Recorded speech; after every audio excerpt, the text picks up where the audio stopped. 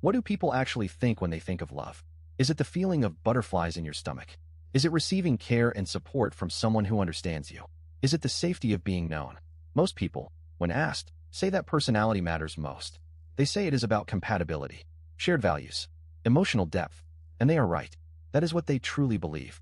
But deep down, in the split second before rational thought kicks in, they prioritize the person who is better looking. This is not a moral failure. It is biology.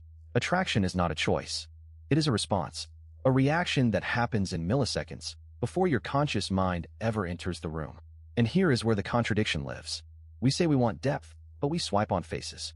We say personality matters, but we give the attractive person more chances to show theirs. We are wired this way. Evolution cares about reproduction, not about your emotional fulfillment. So it rewards you with dopamine when you see a symmetrical face, when you notice clear skin and strong features. It feels like a spark. It feels like fate. But it is just your ancient programming running its course. The problem is not that attraction happens. The problem is what you do with it. Most people do not fall in love with a person. They fall in love with the idea of a person. They meet someone attractive. They learn 3 things about them, and their brain fills in the rest. It constructs an entire personality, a future, a fantasy out of fragments. This is called romanticizing. It is one of the most dangerous things you can do to your own heart. Because the person you fall for does not exist. They never did. You created them. And when the real person inevitably fails to match the fantasy, you feel betrayed. But you were never betrayed. You were just wrong. The cure for this is painfully simple and rarely practiced. You slow down. You become friends first. You observe the person in different contexts. Not on dates where everyone is performing. Not over text where you can curate every word.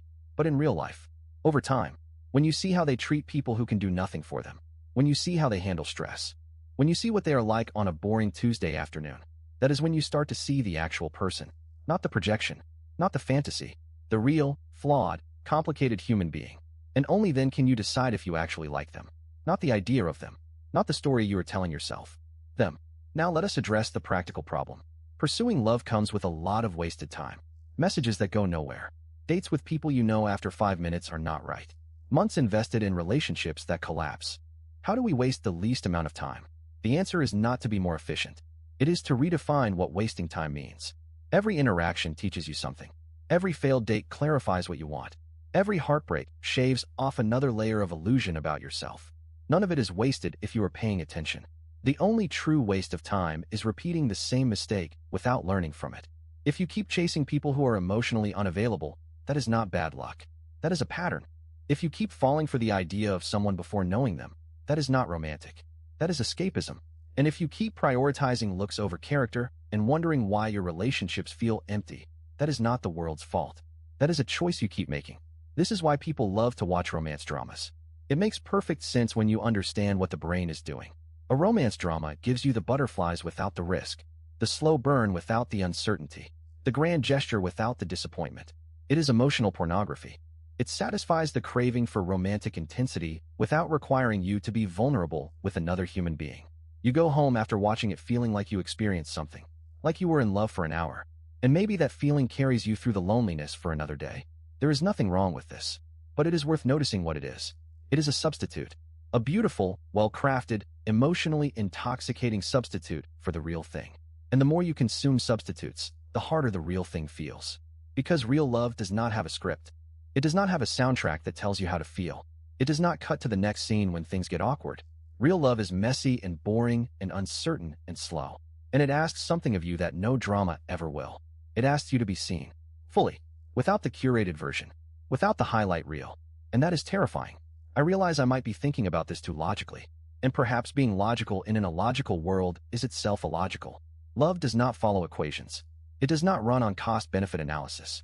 If it did, nobody would ever get their heart broken because they would have seen it coming from miles away. But they do not. Because love hijacks the very part of the brain that does logic. It shuts down the prefrontal cortex, the seat of rational decision-making, and floods the limbic system with chemicals that make you feel like you are on drugs. You are your own drugs. So maybe the answer is not to approach love logically. Maybe it is to approach it honestly. To know what you are feeling and why. To recognize when you are projecting versus perceiving. To distinguish between infatuation and genuine connection. And to be patient enough to let the chemicals wear off before you make decisions that will shape your life. Love is not a puzzle to be solved. It is an experience to be navigated, and the best compass you have is self-awareness.